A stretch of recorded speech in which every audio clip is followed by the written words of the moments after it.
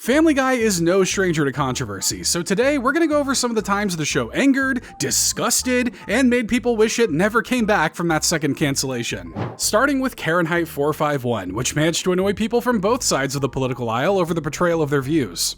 We don't want to hear your racist book. We do. Let him read his racist book. So Brian's novel becomes a bestseller with a conservative audience, which leads to liberals protesting it. And this all causes Brian to have a meltdown over both sides' takes. You wimps want to edit any book that hurts your precious feelings, and you freaks just want to ban books altogether!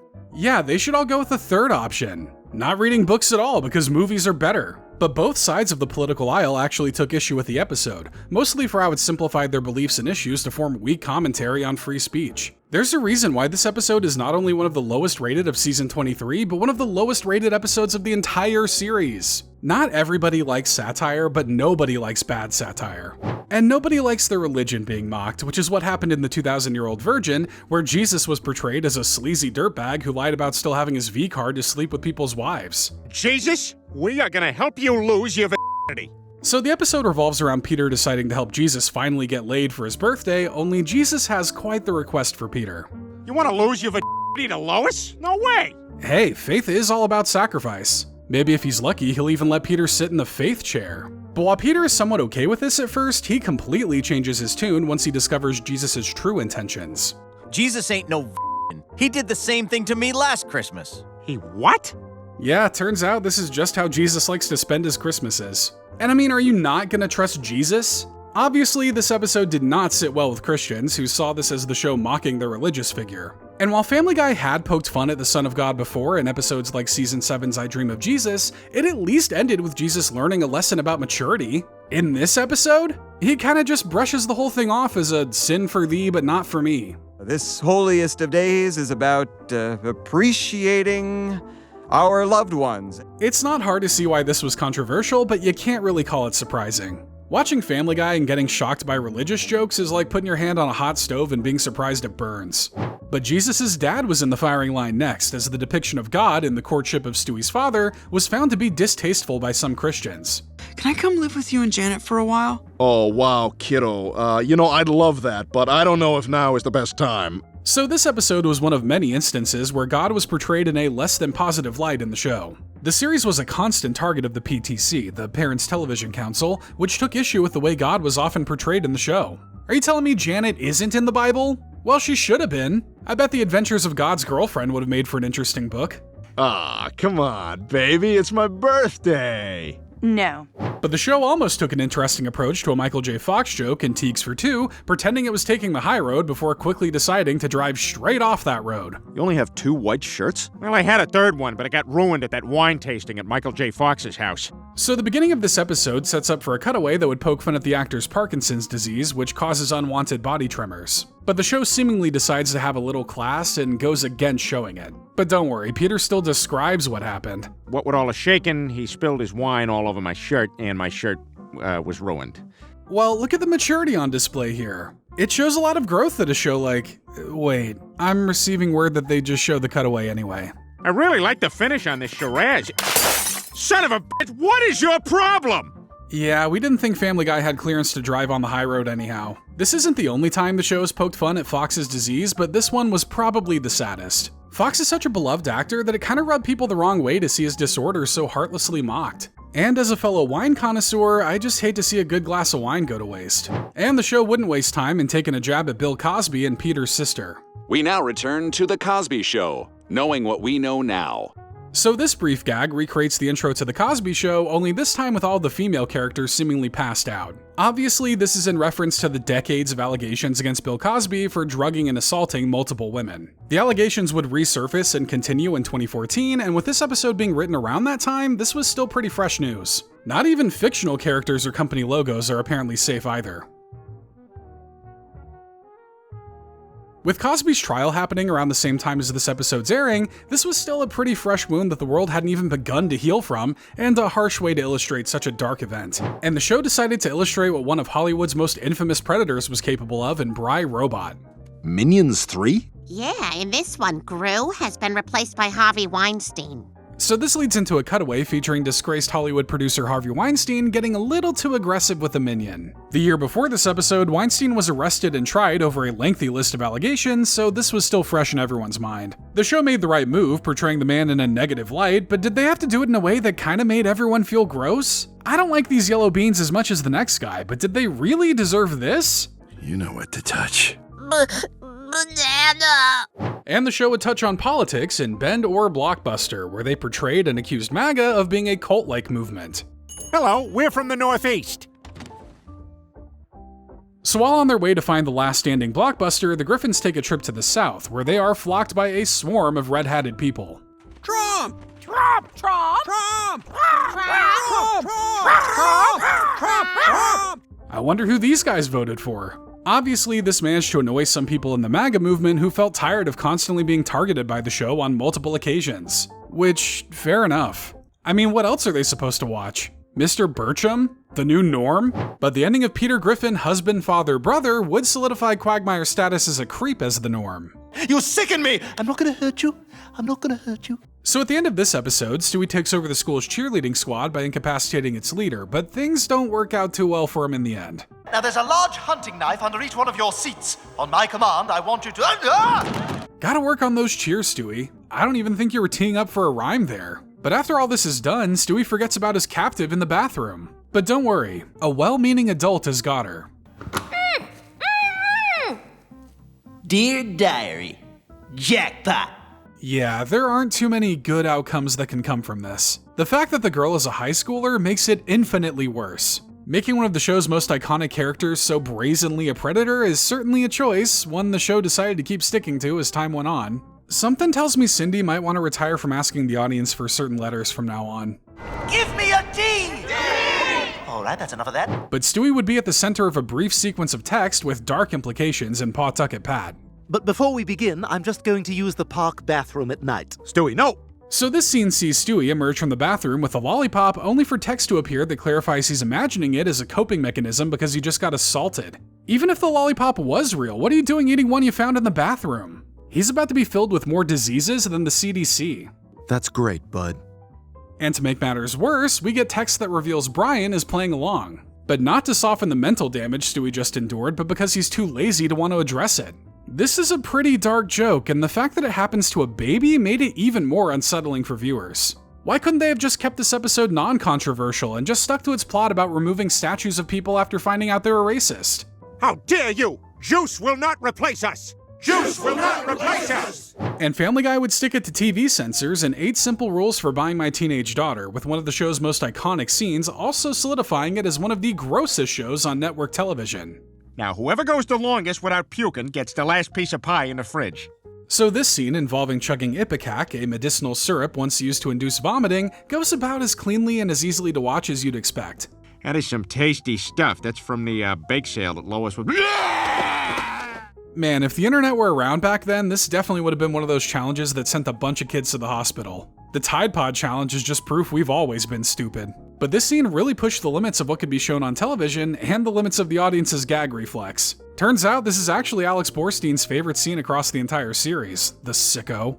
Who wants chowder?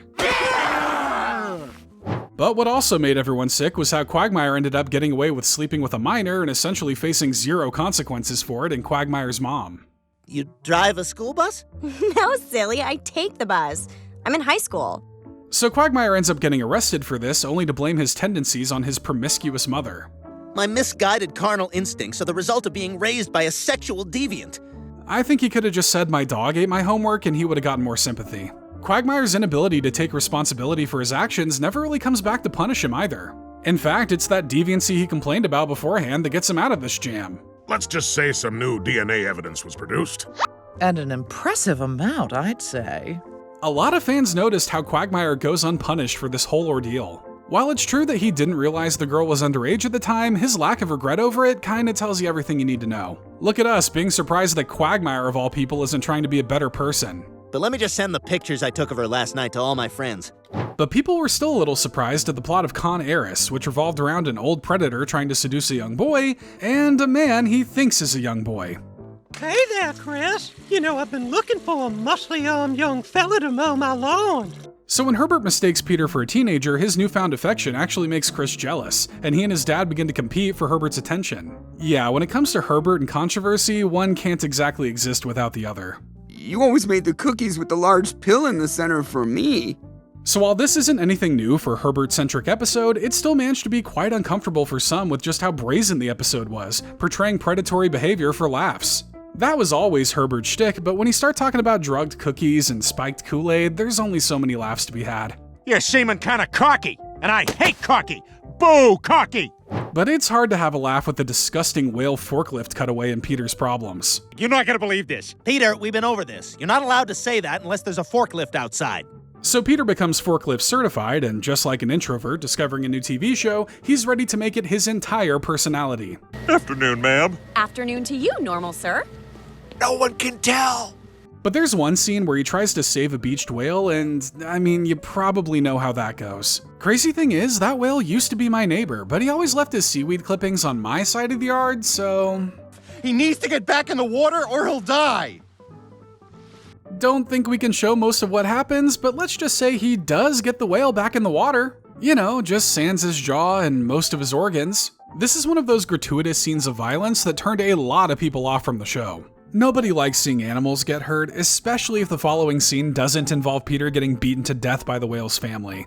And nobody likes to see their favorites dunked on, which was pretty much the entirety of Trump Guy, where Republicans were angered by the cartoonish interpretation of President Donald Trump. If Peter Griffin gets to be a jerk all the time, then why can't Donald Trump?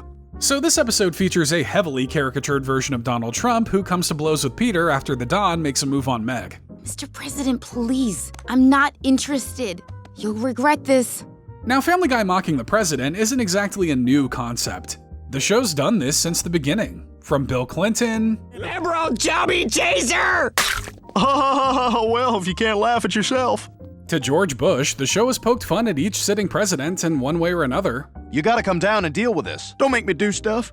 Granted, this is probably the most pointed parody the show has ever done. Many viewers voiced their disapproval of the episode, claiming they liked the show better when it kept the creators' politics out of the stories. Which has kinda been never? Sure, the show has had a reputation as an equal opportunity offender, but it was always fairly clear where the views of the creators lay. Most of the time, the show's been pretty good at laying into both sides of the political aisle, but it is true which side they tend to favor more. The show even knows that they get a lot of flack for their political episodes, but they keep doing them anyway. Rage baiting at its finest. And viewers felt rage baited in Brian and Stewie, where a heartwarming and bold episode was spoiled for some because of a vile scene early in the episode. Did you just crap your diaper? I got scared when the door closed. So this episode is infamous for a few reasons. For one, it went against style and opted to have no music and no cutaways, instead putting the focus squarely on the interaction and relationship of Brian and Stewie. Sounds all well and good, but first the episode needs to do something with that aforementioned crap. Eat it. What? Eat it, Brian. You're out of your mind. And what follows is a very uncomfortable, very nauseating scene of Brian eating said poop off camera. But poop is just another tool in the shed for Family Guys, so why was it extra controversial here? Well, some believed that the crude and disgusting scene ultimately undermined what was to follow, a serious and at times emotional episode expanding upon Brian and Stewie's relationship. I mean, yeah, I guess it was used to show the strength of their relationship, but couldn't they have thought of any other way to get that across? I tell you, this episode has ruined eating anything out of a diaper for me forever. Come on, it's throw up. You like throw up. I do like throw up. And the show loves a shocking moment of violence like the one in Boys and Squirrels, which managed to annoy even those with darker senses of humor. This squirrel needs help. I wonder if maybe I could take care of it. So this episode sees Chris and Stewie teaming up to help nurse an injured baby squirrel back to health, and they actually managed to do a pretty good job. It's perfect! Yes, this will really tell people. If you're looking for a caffeine alternative to give you a jolt in the morning, you should probably just watch this scene. Family Guy's been known to use extreme violence as a tool for comedy in the past, but to see it used on a cute, harmless little squirrel like that proved to be a bit too much for some audiences. Sometimes being shocking for shock's sake is viewed as a cheap tactic, and we don't think there's a moment of violence in the show more shocking than this one.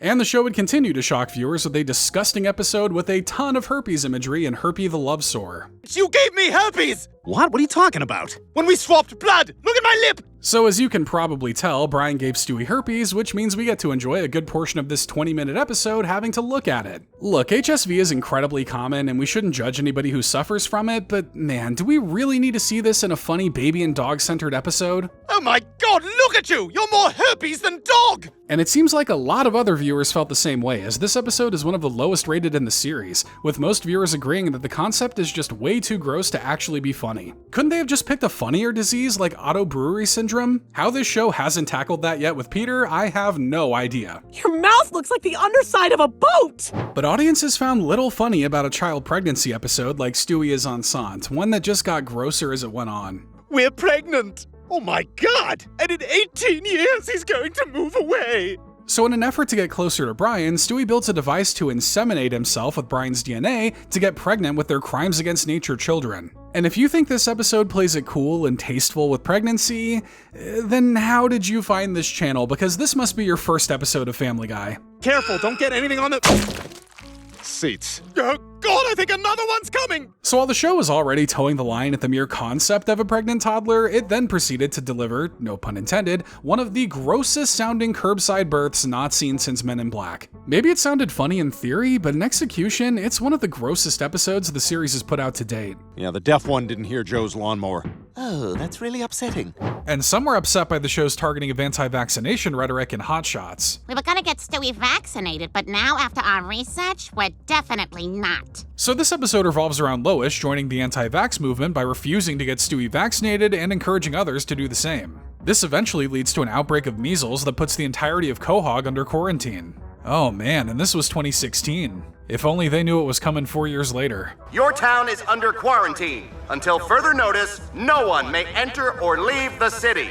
Obviously, vaccines are and have been a hot-button topic, and when the show made the side opposing them look wrong and dumb, it managed to stir up a little bit of hate. Family Guy's always out to make somebody mad, but I'm sure they consider peeving off one group instead of everybody a small victory. But the show would peeve off another group in the transgender community, with the episode Quagmire's dad being accused of supporting transphobic rhetoric, with a long scene of uninterrupted vomiting, among other jokes. But I am a woman trapped in a man's body. And while I'm in Quahog, I plan to have a sex change operation. So in this episode, Quagmire's dad decides to transition into a woman, and everyone in Quahog is very respectful of their decision. So tell me about those knockers. Is that just like implants, or did they reassign some ass fat up there? You may think he's being insensitive, but maybe Peter just wants to go up a bra size. The episode is filled with off-color remarks like this, and while it doesn't handle its commentary the most gracefully, it does end with Quagmire finding a way to accept Ida's choices. You're my dad, and if you're happy, I'm happy for you. Well, that's quite respectable. And hey, Brian's even being an ally by sleeping with her. Of course, he doesn't realize that's Quagmire's dad until later. I had sex with her! What? I had sex with her at the Marriott! Hey, but good on you for using her preferred pronouns. But we can't ignore the elephant-sized puddle of vomit in the room. The episode is just filled with digs at transgender people, and many in the LGBTQ community called them out for it. Show creator Seth MacFarlane stood by the episode, however, stating that it was perhaps the most sympathetic portrayal of a transgender character television had ever seen. Then again, if we're going by the title of that last article, I'm not so sure some critics agree with that. And it was a toss-up between critics agreeing with the joke in The Simpsons guy, a crossover years in the making that was almost overshadowed by an off-color line. I think you and I are gonna get along just okay. So this episode gave fans of Family Guy and The Simpsons a lot of great moments of character interactions, including Bart letting Stewie in on his usual brand of mischief. Last name Keybum, first name Lee. Hang on, I'll check. Hey guys, do I got a Lee Keybum? Ah, how I miss the days of pranks that didn't revolve around an entire SWAT team sent to your house. Stewie decides to give it a try as well, but it's clear these kids from Quahog grew up on the wrong side of the tracks. Mo's Tavern. Hello, Mo? Your sister's being Is that one? Well, maybe Mo's one of the adults who can't understand what Stewie's saying. This was a clear indicator of just how different the two shows' senses of humor can be, but even this was a bit much for the usual Family Guy crowd. The joke was called out by some concerned viewers, but this didn't end up being one of the show's bigger cultural fires. Even a representative from Reign stated that the use of SA was in a negative context, but it's clear that different jokes can mean different things to some people. But the implications of the plot of Fresh Air only meant one thing to some viewers, as the mere concept of this episode made the show almost irredeemable in their eyes. Chris Griffin, will you marry me? So after Chris comes into a very big inheritance, Peter decides to try to marry his son in order to get in on some of that action. I don't even think we need to say much more. It's an infamous episode that's considered one of the series' worst. Sure, its outlandishness matches the show's vibe, but the implications of a dad taking advantage of his son for his money just don't taste right. But that's just what I get for trying to taste episodes. Oh yeah, and if all that wasn't gross enough, don't forget about the earlier scene where Chris teaches Carter about self-exploration. You can do it basically whenever you're not doing something else. Cool! Hey, next time I want to try it with my hand. Subjecting ourselves to this episode so many times should nominate us for the Presidential Medal of Honor. And Brian's a Bad Father subjected us to seeing Meg give Peter some advice that probably didn't need to make its way across airwaves. I have to choose one of you, so I choose Quagmire. What? Second! So after a hunting incident ends up kicking Peter out of the friend group, he decides there's only one reasonable direction to go towards from here. Now obviously YouTube won't let us show this, but what follows is a scene of Peter asking for the best way to end things, with Meg instantly shouting down some advice. They really are teaching the kids some weird stuff in school nowadays. This remark revolving around self-harm was pretty dark, especially considering it implied a right way to go about it. Of course it was all made in jest, but the instructional nature can definitely be seen as reckless, like telling people the recipe for napalm. So here's your warning: do not mix together eggs, butter, milk, and flour. The final product will do more damage to your body than you may realize. And Baby Not On Board did some reputational damage when it featured a controversial scene involving everybody's 6th favorite Justice League member. You put gasoline in Stewie's bottle? You damn fool! You're more useless than Aquaman! So this leads into a cutaway showing just how useless Aquaman is when he fails to stop a woman from being assaulted. Everything considered, the execution was just seen as a bit tasteless and a tad too realistic. You're lucky you're not doing that over here, in the ocean, or else I would stop you. The setup all around is just far too uncomfortable to watch, even if it does succeed at making Aquaman look like a goof. All we're saying is Martian Manhunter would never. And A Hero Sits Next Door has a joke in it that Seth MacFarlane stated he would never do again today.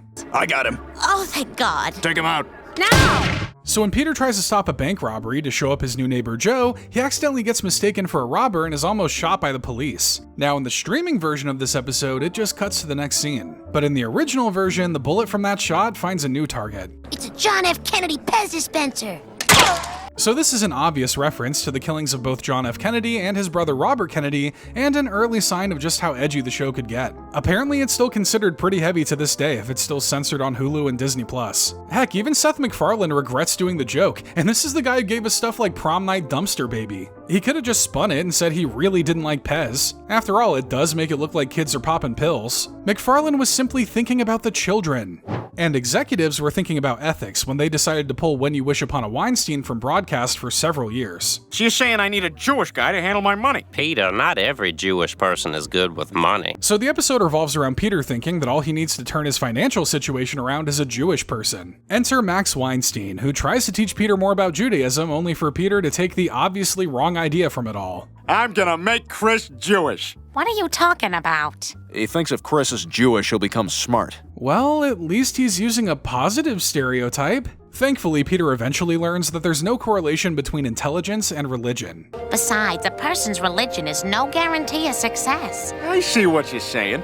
The Jewish are just like us. It's like watching Sesame Street, but with way more stereotypes. Well, Sesame Street does perpetuate the stereotype that all vampires are good at math. So despite this being one of Family Guy's tamer episodes, even for the time, it still spooked network executives over the fear that it could be viewed as anti-Semitic. But unlike Family Guy's other banned episode, this one would be allowed back on television 3 years later and can now be found on streaming services. Let's be honest, Peter has done a lot worse than that which hasn't been banned. But viewers questioned if having an offhand remark seemingly targeting a US politician in extra-large medium was worth it, as it stirred up quite a media frenzy for the show. Maybe, you want to go out on a date with me? Okay, pick me up Saturday at 8. So Chris scores a date with his crush Ellen, a student with Down syndrome, and later at their date, she tells Chris a little bit about herself. My dad's an accountant, and my mom is the former governor of Alaska. Huh, small world. Kinda sounds a lot like Sarah Oh, I see now. Yeah, so this was a reference to the actual former governor of Alaska, Sarah Palin, who has a child with Down syndrome herself. And while this moment wasn't exactly intended to be a negative per se, Palin did take offense to the reference and called out the show and Fox for allowing the episode to air. This began a bit of a media spat between Seth MacFarlane and Sarah Palin, with various voices in the industry jumping to either corner. Andrea Faye Friedman, the actress who voiced Ellen and has Down syndrome herself, defended the line and criticized Palin for not having a sense of humor. Interestingly enough, Patrick Warburton, the voice of Joe on the show, actually took Palin's side here, saying he didn't find the joke funny himself and stated that there are some things you just don't joke about. It's a touchy subject, but not one that can't be discussed over a little ice cream. Did I say put chocolate sauce on there?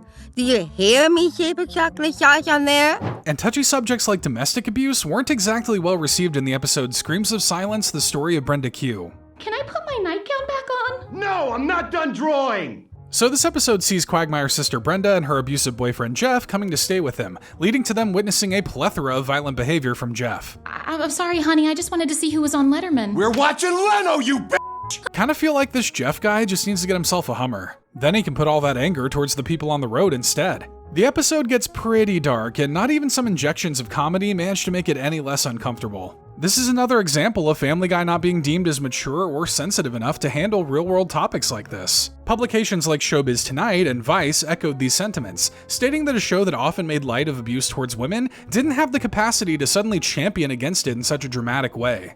At least they knew to kill that Jeff guy. Good move on that end.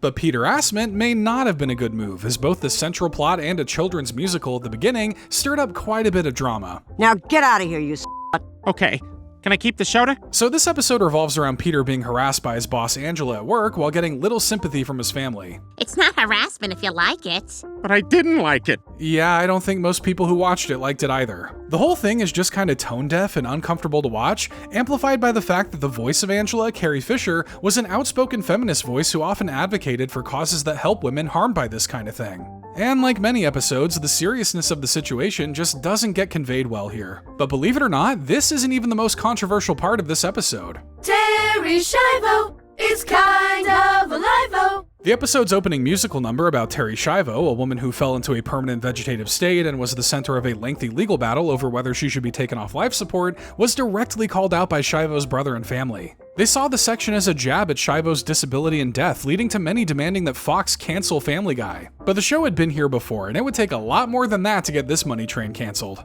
Well, low enough ratings would probably do the trick. That worked the last 2 times. Don't you think it's a little soon for a musical about Terri Schiavo? Or too late? But what didn't entirely work out for the show was Life of Brian, where Family Guy killed off a beloved character in a move quickly identified as nothing more than a ratings stunt. Given me a wonderful life. I love you all. So after teasing a big character death at Comic-Con in 2013, the show shocked the world by killing off Brian. Well, shocked is a bit dramatic. Maybe slightly tingled? But 2 episodes later in Christmas Guy, Brian was brought back to life, making it clear that this was a move made to get an easy emotional reaction from the audience. He was like a brother to me, and I'm gonna spend the rest of my life missing him. Executive producer Steve Callahan explained that this was done to play around with character dynamics on the show, but Brian is only gone for a hot minute, so it didn't really lead to anything all that memorable or different. A lot of fans called this out for being a move to spike ratings and garner discussion online, which, to be fair, it definitely did. But the episode is now one of the lowest rated of the entire series, but who cares? Controversy creates cash, baby. And a gag in Movin' Out Brian song was deemed so controversial that it was quickly removed from most versions of the episode. I will ask her to move in with me, and you'll see I've got what it takes. So in this episode, this discussion between Brian and Lois ends rather abruptly before going to a commercial. At least that's how it plays out on Fox's broadcast and on streaming. But if you happen to catch this episode on Adult Swim, Canada's global television network, or on the Season 6 DVD, this scene played out much differently. If you're just stringing her along, well then I gotta say, I've lost a lot of respect for you, Brian. So the uncensored cut of this episode included a fake TV ad gag for The Simpsons that saw Quagmire assault Marge Simpson before the two go back to Marge's house, where Quagmire proceeds to kill the entire Simpson family. Ay, caramba! Mom and Dad are dead! Well, I mean, The Simpsons had poked fun at Family Guy in the past, But this was like if The Simpsons threw a tomato at Family Guy and Family Guy responded by throwing an active grenade. Network executives demanded the scene be cut from the final Fox broadcast, seeing it as tasteless and just another way to stoke the fires of the rivalry between the shows that Seth MacFarlane claimed wasn't even real. You sure showed them, Seth. It's kind of a miracle they would do a crossover years later after all that.